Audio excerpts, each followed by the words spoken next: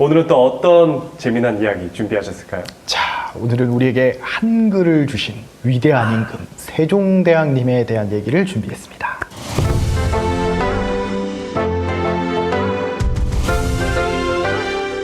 그러니까 세종대왕님은 항상 지갑 속에서 영접을 하고 있는데요. 이 세종대왕님의 업적들에 대해서 말씀드리기 전에 이 세종대왕님의 가족 이야기부터 좀 해볼까 합니다. 세종대왕님은 태종의 몇째 아들이었을까요? 혹시 뭐 셋째? 셋째 맞습니다. 네. 기억하시는 거 역시 한국사 시간에 공부 열심히 하셨던 것 같습니다. 맞아요. 네, 첫째가 여러분 잘 아시다시피 양녕대군, 둘째가 효령대군, 그리고 셋째가 충녕대군 이도 세종대왕님인데요.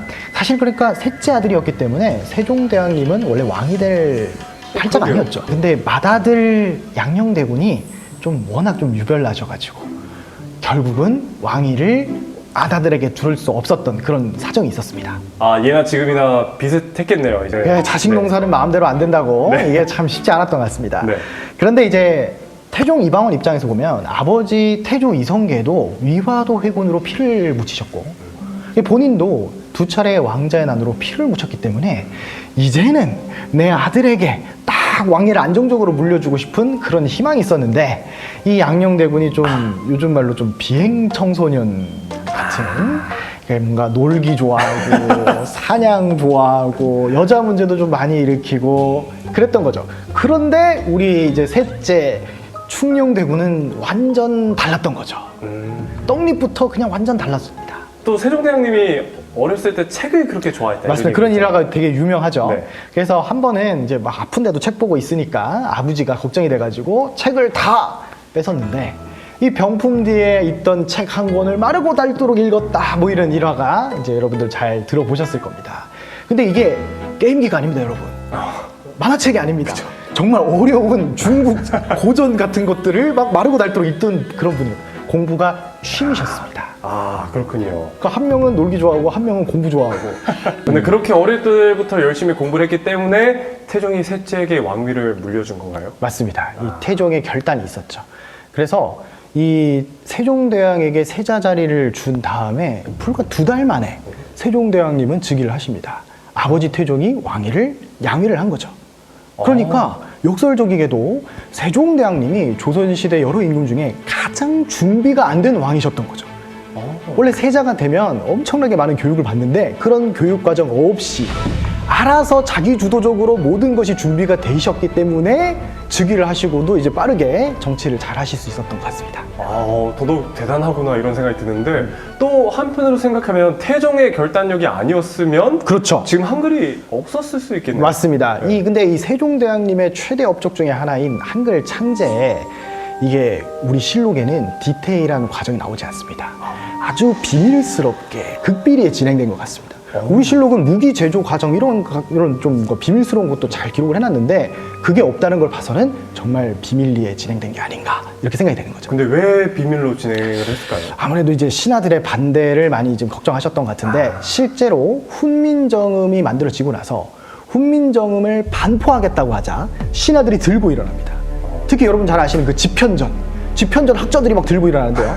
이 대표적으로 집현전 부제학이었던 최만리라는 분의 상소를 보면 당시 신하들의 여론을 알 수 있습니다. 왜 반대를 하느냐?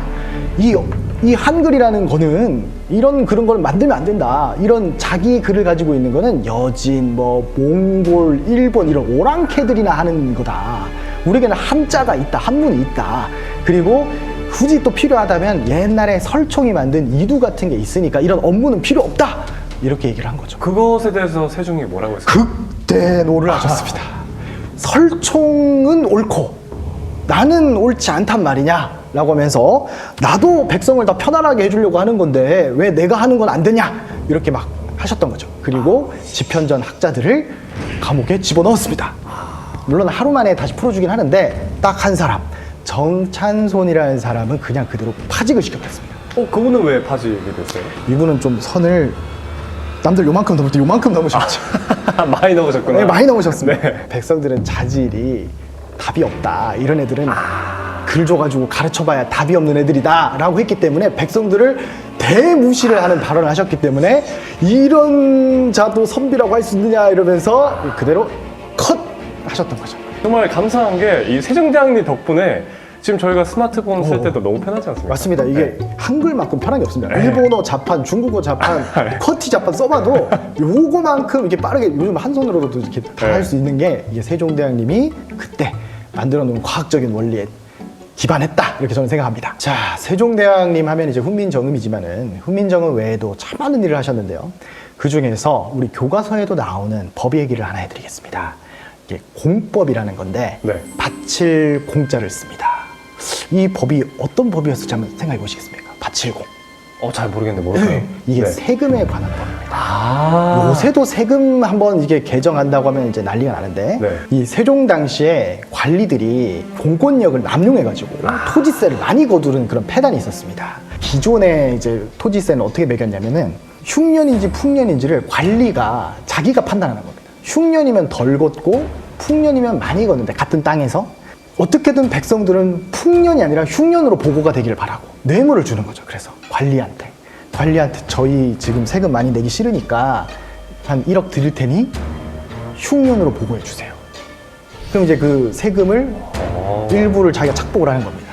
그래서 세종대왕님이 이 문제를 해결하기 위해서 이제 나서신 건데, 이 법의 엄정함도 엄정함이지만 더 놀라운 것은 이 법을 만드는 과정이 있었죠. 단순히 조정에서만 논의해서 만든 게 아니라 민의를 직접 반영하고자 사람들에게 찬반을 물어보는 조선시대 최초의 여론조사를 진행하셨습니다. 오. 요즘처럼 핸드폰이 그쵸, 요즘 전화 많이 오잖아요. 이런 게 아닙니다.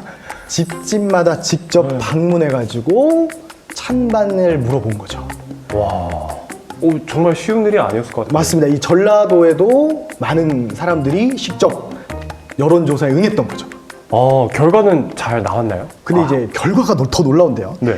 실록에 따르면 총 17만 2,806명 가운데 찬성이 98,657명, 반대가 74,149명이었습니다. 무려 57.1% 이상이 찬성을 했죠. 이게 조선시대 최대의 여론조사였고 수령부터 일반 평민에 이르기까지 천민을 제외한 전 계층을 참여시켰던 이런 대단한 여론조사였습니다. 그렇게 과반수가 넘었으니까 법이 통과됐나요? 이게 통과해야 될 것 같은데 네. 우리 생각에는 7만 명이 넘게 반대를 했던 걸 주목하신 거죠. 이게 9만 명이 넘게 찬성했다 하더라도 네. 7만 명이 이거는 아니다, 악법이다 이러면서 막 상소를 올리기 시작하면 이제 상소가 7만 장 또 쌓이는 거예요. 이거는 아니다. 네. 그래서 또 신하들도 반대가 많았습니다. 그냥 기존 거 하지 뭘 또 이렇게 바꾸냐 해서 결국은 이제 세종대왕님께서는 보완책을 마련하기 위해서 조금 더 시간을 들여서 논의를 진행했고요. 그리고 실질적으로 어떤지 해보자 해가지고 일부 지역에서 시범 사업을 했던 거죠.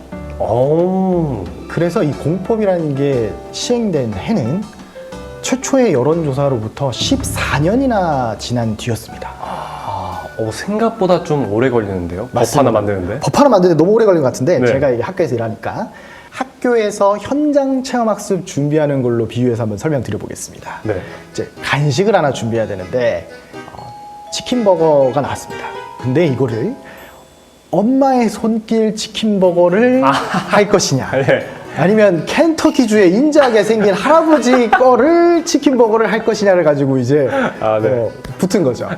그래서 이걸 어떻게 정하느냐, 그러면 이제 가게에 가서 원산지, 원재료, 그 다음에 성분, 그 다음에 이 주방장의 마인드, 알바의 숙련도, 그다음에 점장님의 그 경력, 온갖 걸 다 조사해가지고 무려 54가지 정도 경우의 수를 해보는 거죠. 그리고 실제로 먹어보고 3일 후에 배탈이 나는지 안 나는지까지 다 파악해봐 난 다음에 정하겠다. 요 정도로 아주 디테일하게 하셨다. 수학여행 못 가겠는데요? 수학여행 갈 때 치킨버거 없어도 된다 이거죠. 대신 이렇게 한번 잘 준비를 해놓으면 그대로 앞으로 우리는 고민하지 말고 치킨버거는 무조건 여기다. 요즘 시대에 참고가 될 만한 상황인 것 같아요. 맞습니다. 오늘 우리 세종대왕님이 이제 한글 만드신 이야기와 공법이라는 것을 새롭게 만드신 이야기를 해드렸는데요. 우리 역사는 정말 인생의 참고서다 라고 할 정도로 많이 피가 되고 살이 되는 얘기가 너무 많습니다. 네. 항상 역사를 가까이 해주시고 다음에도 더 재밌고 유익한 이야기로 다시 찾아뵙겠습니다. 고맙습니다.